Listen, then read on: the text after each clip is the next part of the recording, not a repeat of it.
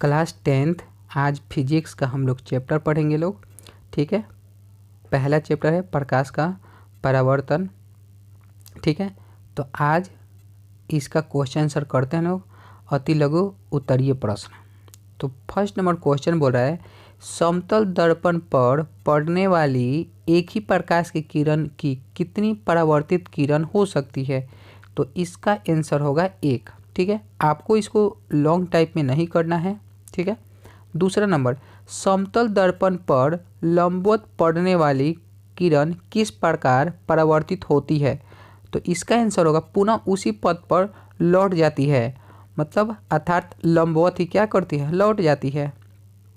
3 number समतल दर्पण पर अभिलंब आपतन के लिए परावर्तन कोण का मान कितना होता है। तो इसका मान होता है 0 डिग्री। ठीक है, क्वेश्चन नंबर 4 देखते हैं लोग।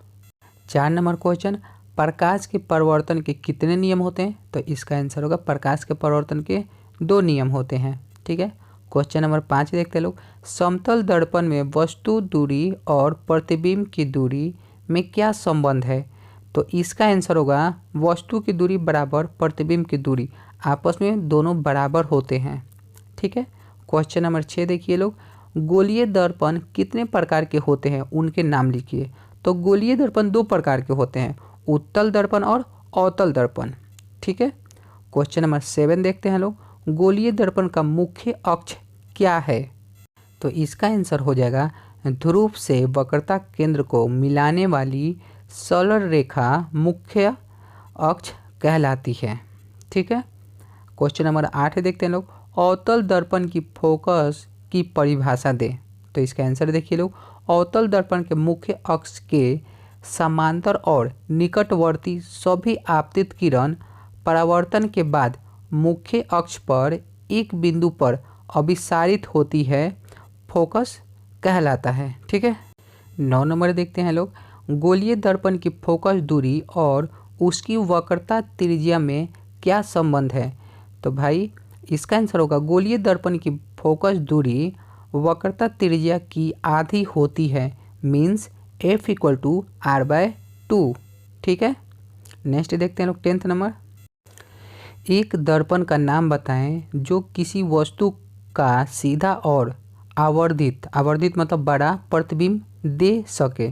तो इसका आंसर होगा अवतल दर्पण के द्वारा। ठीक है, क्वेश्चन नंबर 11 देखते हैं लोग। एक अवतल दर्पण द्वारा आभासी प्रतिबिंब बनने के लिए वस्तु का स्थान कहाँ होना चाहिए। तो इसका आंसर होगा फोकस और ध्रुव के बीच होना चाहिए। फोकस को हम लोग F से डिनोट करते हैं और ध्रुव को P से डिनोट करते हैं लोग। ठीक है, क्वेश्चन नंबर 12 पे देखते हैं लोग। यदि कोई वस्तु किसी अवतल दर्पण के वक्रता केंद्र पर रखी हो तो उसका प्रतिबिंब और कैसा बनेगा, प्रतिबिंब कहाँ और कैसा बनेगा। ठीक है, तो इसका आंसर होगा, उत्तर होगा प्रतिबिंब वक्रता केंद्र पर ही बनेगा, वास्तविक होगा, उल्टा और वस्तु के बराबर बनेगा। ठीक है, क्वेश्चन नंबर 13 देखते हैं लोग। वस्तु दूरी U का चिन्ह क्या होगा जब एक अवतल दर्पण के सामने किसी वस्तु को रखा जाता है। तो भाई इसका आंसर होता है ऋणात्मक होता है। ठीक है, निगेटिव होगा। चलिए क्वेश्चन नंबर 14 देखते हैं लोग। 10 सेंटीमीटर फोकस दूरी वाले वक्रता दर्पण से 15 सेंटीमीटर दूरी पर रखी वस्तु के प्रतिबिंब की प्रवृत्ति क्या होगी। तो इसका आंसर होगा कि प्रतिबिंब वस्तु से बड़ा, वास्तविक और वस्तु की अपेक्षा उल्टा होगा। ठीक है, क्वेश्चन नंबर 15 देखते हैं लोग। अवतल दर्पण से किसी दूरी पर एक वस्तु को रखा जाए जिससे कि प्रतिबिंब का आकार वस्तु के आकार के बराबर हो। तो इसका आंसर होता है वक्रता केंद्र पर रखना चाहिए। ठीक है, चलिए अगला क्वेश्चन देखते हैं लोग। 16 नंबर।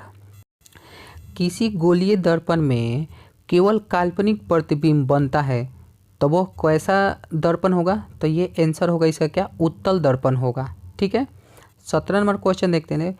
क्या एक उत्तल दर्पण किसी वास्तविक वस्तु का वास्तविक प्रतिबिंब बना सकता है। तो उत्तर होगा नहीं, केवल अवतल दर्पण में ही वास्तविक प्रतिबिंब बनता है। ठीक है, उत्तल में नहीं बनता है। क्वेश्चन नंबर 18 देखते हैं लोग। एक दर्पण की फोकस दूरी मीन्स एफ बराबर -15 सेंटीमीटर है, यह अवतल दर्पण है या उत्तल दर्पण है? तो इसका आंसर होगा यह अवतल दर्पण है। ठीक है, चलिए क्वेश्चन नंबर 19 देखते हैं लोग। गोलीय दर्पण के आवर्धन की परिभाषा दे। तो आंसर होगा प्रतिबिंब की ऊंचाई और वस्तु की ऊंचाई के अनुपात को आवर्धन कहते हैं। ठीक है, आप लोग भारतीय भवन की किताब में बहुत प्यारा प्यारा एग्जाम्पल देकर भी समझाया है। ठीक है, चलिए अगला क्वेश्चन देखते हैं लोग। क्वेश्चन नंबर देखते हैं, आवर्धन एम का ऋणात्मक मान क्या बतलाता है? तो बाबू इसका उत्तर होगा प्रतिबिंब वास्तविक एवं उल्टा बताता है। ठीक है, 21 नंबर क्वेश्चन देखें, न्यूमेरिकल है ये। एक गोलीय दर्पण की वक्रता त्रिज्या 20 सेंटीमीटर है, तो इसकी फोकस दूरी क्या होगी या कितनी होगी? तो हम जानते हैं आर बराबर कितना दिया है, ये त्रिज्या कितना दिया 20 सेंटीमीटर। तो फोकस दूरी निकालने के लिए एक फॉर्मूला होता है क्या, F = R/2। तो यहाँ पर F का मान निकालना है, R का मान 8/20 दिया हुआ है, तो 20 को अगर 2 से भाग दे दूंगा तो कितना आता है भाई? तो 10 सेंटीमीटर आ जाता है। तो हमारा फोकस दूरी कितना हुआ? तो 10 सेंटीमीटर हुआ। ठीक है, आगे एक और क्वेश्चन इसी के टाइप का है, तो कृपया करके आप लोग इसी के टाइप से उसको भी बना सकते हैं लोग। ठीक है, 22 पे चलते हैं लोग क्वेश्चन पे। आइए, उत्तल दर्पण के एक उपयोग के बारे में लिखें। तो ठीक है, आंसर होगा गाड़ियों के साइड मिरर के रूप में उत्तल दर्पण का यूज किया जाता है। ठीक है, पीछे देखने के लिए। 23 नंबर क्या बोल रहा है, उस उत्तल दर्पण की फोकस दूरी ज्ञात कीजिए जिसकी वक्रता त्रिज्या 32 सेंटीमीटर है। तो भाई अभी जस्ट 21 नंबर क्वेश्चन किए हैं लोग। तो F = होता है R/2।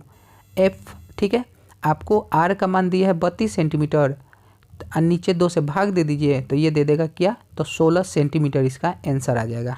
ठीक है, अब अगला क्वेश्चन देखते हैं लोग। 24 नंबर, काल्पनिक प्रतिबिंब से आप क्या समझते हैं? तो उत्तर होगा यह वैसा प्रतिबिंब होता है जो किरण के काल्पनिक काटान से बनता है। ठीक है, 25 नंबर क्वेश्चन देखते हैं, समतल दर्पण में आवर्धन m = +1 का क्या अर्थ होता है? तो उत्तर होगा समतल दर्पण में आवर्धन m = +m का अर्थ है कि प्रतिबिंब का आकार वस्तु के आकार के बराबर होता है। ठीक है, ये ऑब्जेक्टिव में क्वेश्चन पूछा हुआ है। ठीक है, 26 नंबर देखते हैं लोग। एक गोलीय दर्पण जिसका वक्रता केंद्र C है पर एक किरण ACB आपतित होती है, तो यह किरण किस दिशा में परावर्तित होगी? तो इसका आंसर होगा उसी पथ पर परावर्तित हो जाएगी। ठीक है, क्वेश्चन नंबर 27 देते हैं, अवतल दर्पण के कोई 2 उपयोग लिखें। तो आंसर है बाल काटने वाले जो नाई होते हैं वो यूज करते हैं लोग। ठीक है, और दूसरा गाड़ियों के हेडलाइट, ठीक है, या टॉर्च में या टेबल लैंप में इसका उपयोग करते हैं लोग अवतल दर्पण का। ठीक है, तो ये अति लघु उत्तरीय क्वेश्चन खत्म होता है। ये चैप्टर का नोट्स आप लोग को टेलीग्राम पे AP कोचिंग सेंटर तरुण सर के नाम से है। आप लोग इन सब का क्या कर सकते हैं, नोट्स भी बना सकते हैं। नोट्स बनाने के बाद ये सब क्वेश्चन करिएगा, ज़्यादा ठीक रहेगा। ओके, तो आज के लिए इतना ही छोड़ते हैं लोग इस वीडियो में।